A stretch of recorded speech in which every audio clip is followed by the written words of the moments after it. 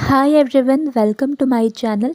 ಇವತ್ತು ನಾನು ಧಾಬಾ ಅಥವಾ ರೆಸ್ಟೋರೆಂಟ್ನಲ್ಲಿ ಸಿಗುವಂತಹ ಈ ಕ್ಯಾಪ್ಸಿಕಮ್ ಕರಿ ಹೇಗೆ ಮಾಡೋದು ಅಂತ ತೋರಿಸ್ತಾ ಇದ್ದೀನಿ. ಇವತ್ತಿನ ಈ ಕ್ಯಾಪ್ಸಿಕಮ್ ಕರಿನ ನೀವು ರೋಟಿ, ಚಪಾತಿ, ನಾನ್, ಕುಲ್ಚಾ ಯಾವುದ್ರ ಜೊತೆ ಕೂಡ as a side dish use ಮಾಡ್ಕೋಬೋದು. ಸೊ ಬನ್ನಿ ಇವತ್ತಿನ ಈ ಕ್ಯಾಪ್ಸಿಕಮ್ ಕರಿ ಹೇಗೆ ಮಾಡೋದು ಅಂತ ನೋಡೋಣ. ಮೊದಲಿಗೆ ನಾನೊಂದು ಬಾಣಲೆಯಲ್ಲಿ ಒಂದು 3-4 ಟೇಬಲ್ ಸ್ಪೂನಷ್ಟು ಎಣ್ಣೆನ ಬಿಸಿ ಮಾಡ್ಕೋತಾ ಇದ್ದೀನಿ. ಎಣ್ಣೆ ಬಿಸಿ ಆಗಿದ ತಕ್ಷಣ ಇದಕ್ಕೆ ನಾನು ಸ್ಕ್ವೇರ್ ಶೇಪ್ಸ್ನಲ್ಲಿ ಕಟ್ ಮಾಡಿ ಇಟ್ಕೊಂಡಿರುವಂಥ ಈರುಳ್ಳಿ ಮತ್ತು ಕ್ಯಾಪ್ಸಿಕಮ್ ಹಾಕೋತೀನಿ. ಒಂದು ಮೀಡಿಯಮ್ ಸೈಜ್ನ 2 ಈರುಳ್ಳಿ ಮತ್ತು 4 ಕ್ಯಾಪ್ಸಿಕಮ್ ತಗೊಂಡಿದ್ದೀನಿ. ಮೊದಲಿಗೆ ಈರುಳ್ಳಿ ಮಾತ್ರ ಹಾಕ್ಕೋಬೇಕು.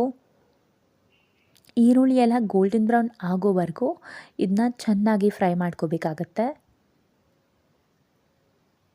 ಈಗ ಈರುಳ್ಳಿ ಎಲ್ಲ ಆಲ್ಮೋಸ್ಟ್ ಗೋಲ್ಡನ್ ಬ್ರೌನ್ ಆಗಿದೆ. ಸೊ ನಾನೀಗ ಕ್ಯಾಪ್ಸಿಕಮ್ಸ್ ಹಾಕೋತಾ ಇದ್ದೀನಿ. ನಾನು ರೆಡ್ ಎಲ್ಲೋ ಕ್ಯಾಪ್ಸಿಕಮ್ ಯೂಸ್ ಮಾಡ್ತಾ ಇಲ್ಲ. ನಿಮ್ಮ ಹತ್ರ ರೆಡ್ ಎಲ್ಲೋ ಕ್ಯಾಪ್ಸಿಕಮ್ಸ್ ಇದ್ದರೆ ಅದನ್ನು ಹಾಕ್ಕೋಬೋದು.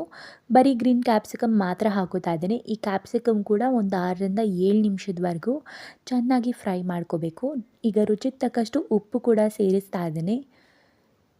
ಉಪ್ಪು ಹಾಕಿ ಇದನ್ನು ನೀಟಾಗಿ ಫ್ರೈ ಮಾಡ್ಕೋಬೇಕು. ಈಗ 2 ಟೊಮ್ಯಾಟೋಸ್ನ ಪ್ಯೂರಿ ಮಾಡಿಕೊಂಡು ಆ ಟೊಮ್ಯಾಟೊ ಪ್ಯೂರಿ ಕೂಡ ಹಾಕೋತಾ ಇದ್ದೀನಿ. ಈ ಮಸಾಲೆನೆಲ್ಲ ಒಂದು 20 ನಿಮಿಷದವರೆಗೂ ಚೆನ್ನಾಗಿ ಫ್ರೈ ಮಾಡ್ಕೋಬೇಕಾಗತ್ತೆ. ಈಗ 1 ಟೇಬಲ್ ಸ್ಪೂನಷ್ಟು ಶುಂಠಿ ಬೆಳ್ಳುಳ್ಳಿ ಪೇಸ್ಟ್ ಕೂಡ ಹಾಕ್ಕೊಂಡು ಇದನ್ನು 3-4 ನಿಮಿಷದವರೆಗೂ ಫ್ರೈ ಮಾಡ್ಕೋತಾ ಇದ್ದೀನಿ. ಈಗ ಅರ್ಧ ಚಮಚದಷ್ಟು ಅರಿಶಿನ ಪುಡಿ ಕೂಡ ಹಾಕ್ಕೋತಾ ಇದ್ದೀನಿ. ನಿಮಗೆ ಗ್ರೇವಿ ಎಷ್ಟು ಬೇಕು ಅದ್ರ ಅಕಾರ್ಡಿಂಗ್ಗೆ ನೀವು ನೀರು ಹಾಕ್ಕೋಬೇಕು. ನೀವು ಒಂದೇ ಸರಿ ಜಾಸ್ತಿ ನೀರು ಹಾಕ್ಕೊಳ್ಳೋಕೆ ಹೋಗಬೇಡಿ. ಎಷ್ಟು ಬೇಕು ಅಷ್ಟೇ ಹಾಕ್ಕೊಳ್ಳಿ. ಈಗ 1 tablespoon red chilli powder, 1 tablespoon ಧನಿಯಾ ಪೌಡರ್ ಮತ್ತು 1 ಟೇಬಲ್ ಸ್ಪೂನಷ್ಟು ಗರಂ ಮಸಾಲ ಹಾಕ್ಕೋತಾ ಇದ್ದೀನಿ. ನಿಮಗೆ ಖಾರ ಎಷ್ಟು ಬೇಕೋ ಅಷ್ಟು ಮಾತ್ರ ನೋಡ್ಕೊಂಡು ಹಾಕ್ಕೊಳ್ಳಿ, ಜಾಸ್ತಿ ಹಾಕ್ಕೊಳ್ಳೋಕೆ ಹೋಗಬೇಡಿ. ಇವಾಗ ಒಂದು 10 ಗೋಡಂಬಿನ ಈ ರೀತಿ ಪೇಸ್ಟ್ ಮಾಡಿಕೊಂಡು ಅದನ್ನು ಕೂಡ ಹಾಕ್ತಾಯಿದ್ದೀನಿ. ಗೋಡಂಬಿ ಹಾಕೋದು ಗ್ರೇವಿ ಥಿಕ್ನೆಸ್ನ ಮೇಂಟೈನ್ ಮಾಡೋದಕ್ಕೆ. ಈ ಮಸಾಲನೆಲ್ಲ ನೀವು ಒಂದು ಮಿನಿಮಮ್ ಅಂದರೆ 20 ನಿಮಿಷದವರೆಗೂ ಚೆನ್ನಾಗಿ ಫ್ರೈ ಮಾಡ್ಕೋಬೇಕು. ಅವಾಗ ಮಾತ್ರ ಆ ರೆಸ್ಟೋರೆಂಟ್ ಸ್ಟೈಲ್ನಲ್ಲಿ ಆ ಫ್ಲೇವರ್ ಮತ್ತು ಟೇಸ್ಟ್ ನಿಮಗೆ ಸಿಗೋಕ್ಕೆ ಸಾಧ್ಯ. ಸೊ ಇದು ಚೆನ್ನಾಗಿ ಆಗಬೇಕು ಅಂದರೆ ಇದನ್ನು ಚೆನ್ನಾಗಿ ಫ್ರೈ ಮಾಡ್ಕೊಳ್ಳಿ. ಇದೆಲ್ಲ ನೀಟಾಗಿ ಕುದಿ ಬರ್ತಾ ಇರಬೇಕಾದ್ರೇ ಒಂದು ಚೀಸ್ ಸ್ಲೈಸ್ನ ಹಾಕೋತಾ ಇದ್ದೀನಿ. ನಿಮ್ಮ ಹತ್ರ ಪ್ರೋಸೆಸ್ ಚೀಸ್ ಇದ್ದರೆ ಅದನ್ನು ಕೂಡ ಹಾಕೋಬೋದು, ಅಥವಾ ಫ್ರೆಶ್ ಕ್ರೀಮ್ ಅಥವಾ ಹಾಲಿನ ಕೆನೆ ಕೂಡ ಹಾಕೋಬೋದು.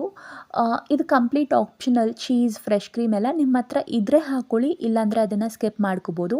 ಈಗ ಇದು ರೆಡಿ ಆಗಿದೆ. ಸೊ ಗ್ಯಾಸ್ ಫ್ಲೇಮ್ನ ಆಫ್ ಮಾಡ್ಕೋತಾ ಇದ್ದೀನಿ.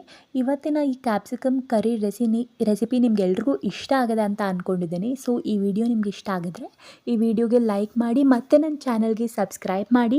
Thank you for watching.